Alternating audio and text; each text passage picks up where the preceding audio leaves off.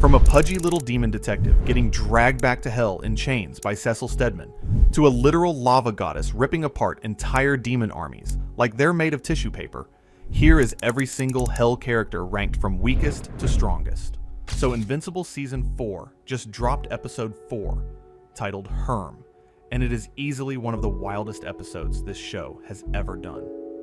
Robert Kirkman himself wrote this one, and it's a completely original storyline that doesn't exist anywhere in the comics. Kirkman said he wanted to do something new and different, and honestly, he cooked. The entire episode takes place mostly in Hell, which in this universe is called the Underrealm, and it introduces us to a full mythology about demons, ancient creatures, and a civil war happening right beneath our feet. Mark gets yanked down there against his will by Damian Dark Blood, meets Satan, fights a three-headed beast, and goes toe-to-toe with a lava demon queen who literally cannot die. All while Slayer plays in the background. Yeah, it's that kind of episode. Starting at the very bottom of the food chain, we've got the Magmmonites. These are basically the foot soldiers. They're subterranean lava creatures that serve Volcanica, and they were actually first introduced earlier in the show, serving Doc Seismic. Think of them like those basic enemy types you fight in a video game before you get to the boss. They're made of lava and rock. They look intimidating in large numbers, and they can definitely mess up a normal human.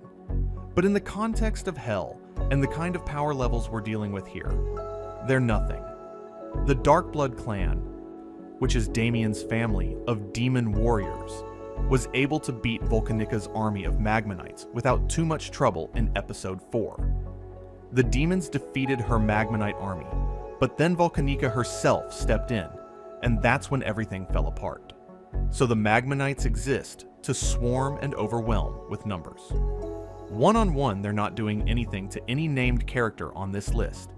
They're based on the lava men from the comics, and they serve their purpose, but their purpose is basically to get punched. Bottom tier, no question. Next up, we have the generic demons. Now when I say generic, I don't mean they're weak by normal standards. Demons in Invincible are actually a pretty impressive species. They're functionally immortal.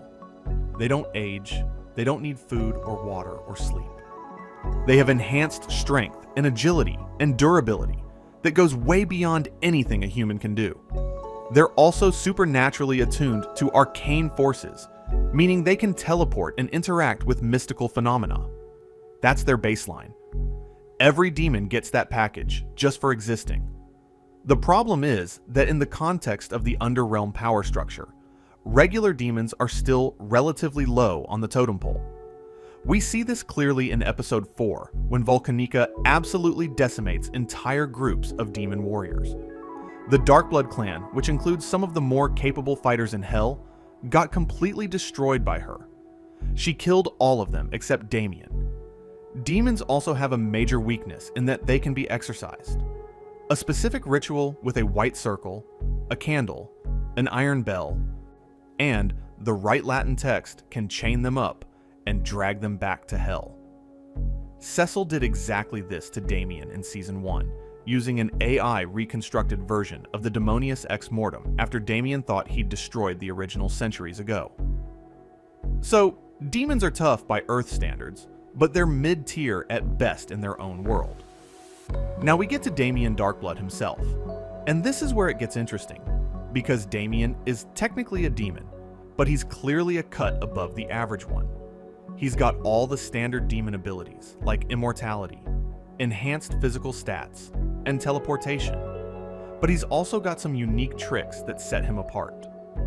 His psychometry lets him touch evidence, or remains, and get psychic visions of what happened, specifically seeing a victim's final moments and how they died.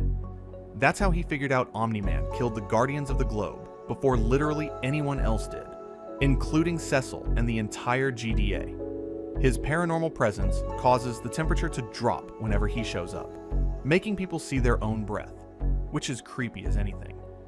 And since his exile to Hell, he's become a full-on sorcerer, capable of performing complex summoning rituals and demonic magic that other demons seemingly can't do.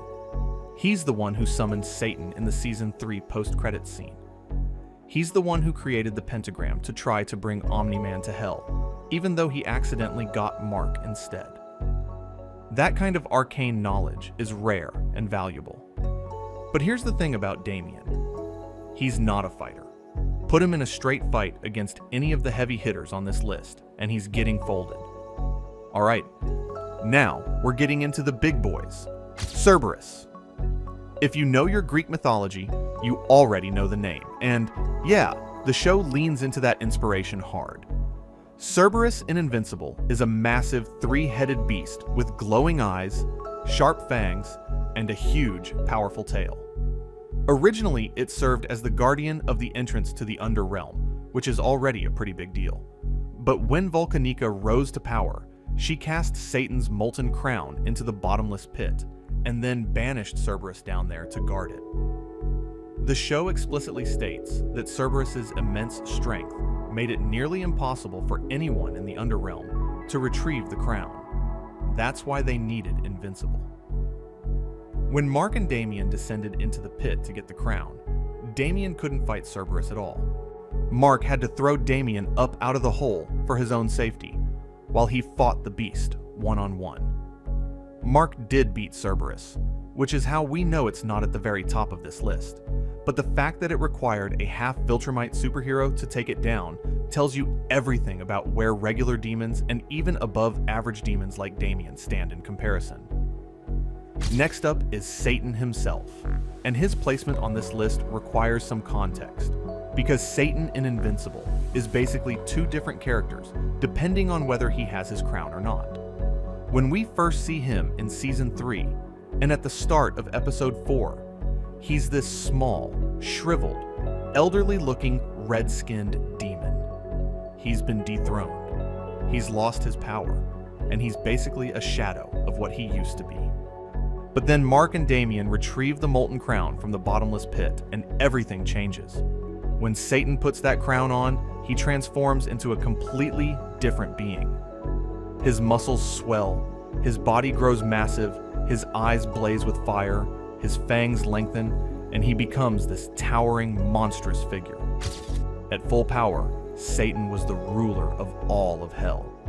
He led the demons in a long and brutal war against the Vile during the Fourth Age, and won, imprisoning those primordial nightmares and keeping them contained for eons. That's no small feat when you understand what the Vile actually are. He's been protecting Earth this whole time without anyone on the surface knowing about it. The reason Satan isn't higher on this list, though, is because Volcanica beat him, not once but twice. She literally bragged about having beaten Satan twice and took his throne from him. Even at full power, with his crown restored and the whole squad behind him, the group was only evenly matched with Volcanica until Mark went all out. So Satan at full power is an absolute monster and one of the most powerful beings in the Invincible universe. But he's got a clear ceiling, and that ceiling's name is Volcanica. The Vile are next, and honestly, these things are terrifying. They're ancient primordial beings from the Fourth Age of the world, which, according to the new lore established in this episode, means they existed long before humans, long before modern civilization, long before basically anything we know about. Damian describes them as foul creatures that cannot be killed. The best they could do was drive them underground into the Underrealm and imprison them there, keeping them weakened through prolonged torture. Many demons sacrificed themselves just to keep the Vile contained. When Volcanica started trying to release them, it was treated as an extinction-level event for all surface life. Even weakened and imprisoned, when one Vile tried to crawl out of its fire pit during the episode, Invincible had to punch it back down. At full power, with all of them loose on the surface, the Vile would be catastrophic. The only reason they're not number one on this list is because they're currently imprisoned and weakened. At full strength and unleashed, they might actually be the most dangerous collective force in the entire Invincible universe, outside of the Viltrumites. And finally, at the absolute top of the power rankings for Hell characters, we have Volcanica. This lava elemental warrior queen is one of the most overpowered characters the show has ever introduced. She's a being from the Fourth Age, same era as the Vile, and she commands the Magmmonites as her personal army. Her body is made of rock and molten magma, with this skeletal mask face and bright orange hair flowing behind her. She looks like what would happen if you combined a volcano with a death goddess and then gave her a really bad attitude. She single-handedly defeated the entire Dark Blood clan of demon warriors, killing all of them except Damian. She dethroned Satan, not once but twice, and took control of all of hell from him. She banished Cerberus to the bottomless pit. She was planning to release the Vile and use them to conquer the surface world, which means she's either powerful enough to control them or crazy enough to think she can. Her physical abilities are absolutely absurd. She has superhuman strength that lets her block attacks from much larger opponents and lift enemies with one hand. She moves at speeds that make it look like she's teleporting. She generates and controls lava and flames as extensions of her own body, and the heat she produces melts through the sturdiest demon armor. Her claws can tear through anything, and she is seemingly unkillable. The Dark Blood clan's attacks did absolutely nothing to her, and when Invincible punched her head off, not once but multiple times, she just regenerated it and kept fighting. Mark had to use his full strength to finally put her down, and even then, she wasn't dead. She retreated into the ground, swore revenge, and promised to come back. The show confirmed she's now restless and seeking to wage war on Earth, which means she's still out there and still just as dangerous. When she comes back to the surface, it's going to be a problem for everyone, not just Mark.